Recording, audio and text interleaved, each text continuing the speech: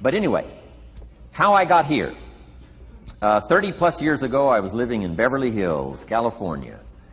And one day, a friend of mine, businessman friend, said, Jim, I'd like to have you come and share your story with my service club that I belong to, the Rotary Club.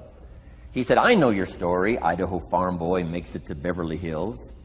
But he said, I think my club members would love to hear your story. He said, if I arranged one of our breakfast meetings, would you come tell your story?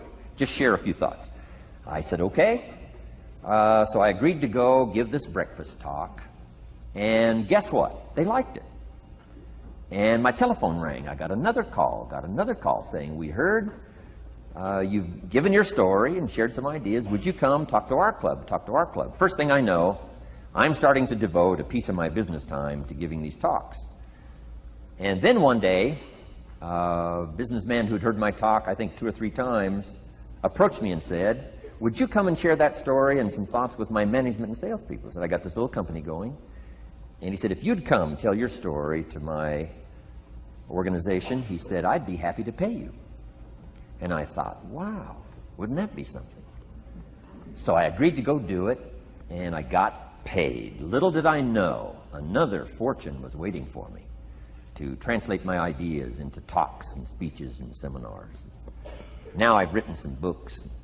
It's on cassette tape. Now I get to travel around the world. Last year I was in Japan and Israel, Spain, Mexico, Australia, New Zealand, France, Germany, Canada, and now Dallas-Fort Worth. So. Idaho farm boy gets to travel around the world and share his story, and here I am today. Anyway, it's almost too much for me to comprehend from where I started, raised in obscurity, in a little small farm community, and now to be here today is pretty awesome for me. So anyway, that's just a little bit about my story.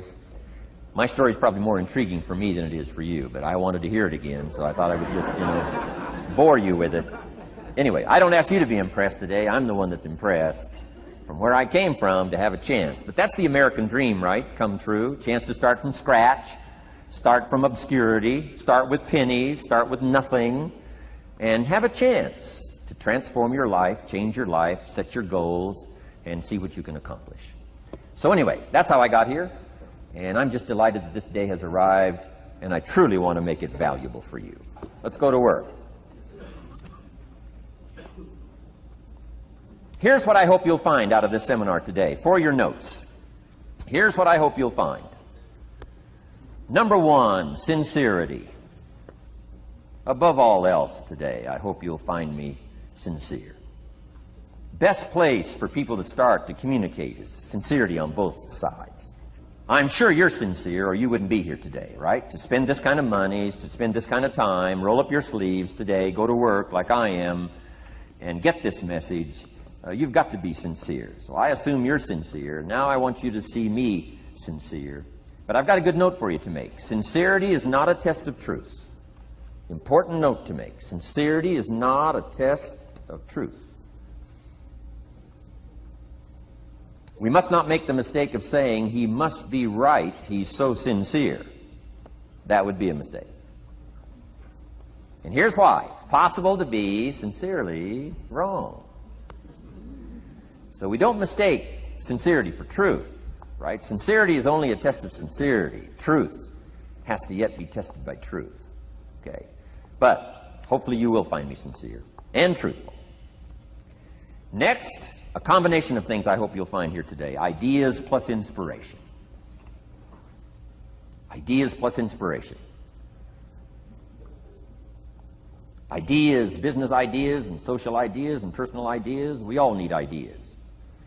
Right? How to have a good day ideas, how to have a good year ideas, how to have your best year ever ideas, good health ideas, personal relationship ideas, how to deal with your family ideas, sales management ideas, financial freedom for the future ideas. We all need good ideas. So today, I hope you gather up by notes and by what you can remember a lot of ideas. I want to share as many with you as I possibly can in the time constraints we have.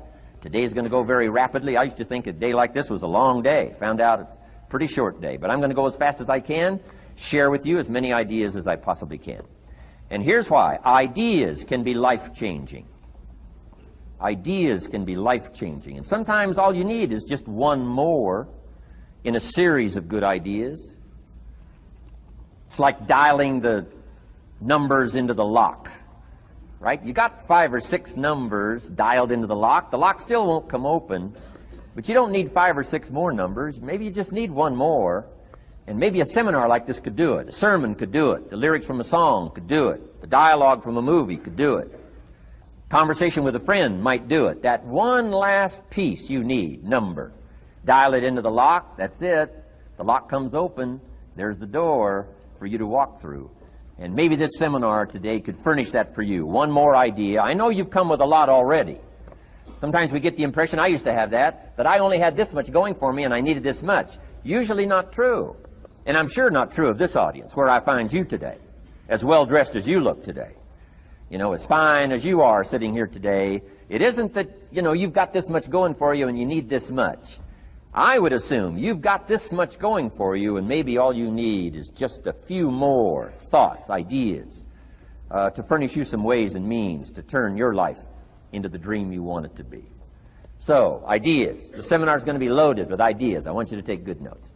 But here's what else I hope you'll find here today, and that is inspiration. And who knows the mystery of inspiration? Why some people are inspired and some are not? You were inspired to get here, some were not. Who knows the mystery of that? I don't know.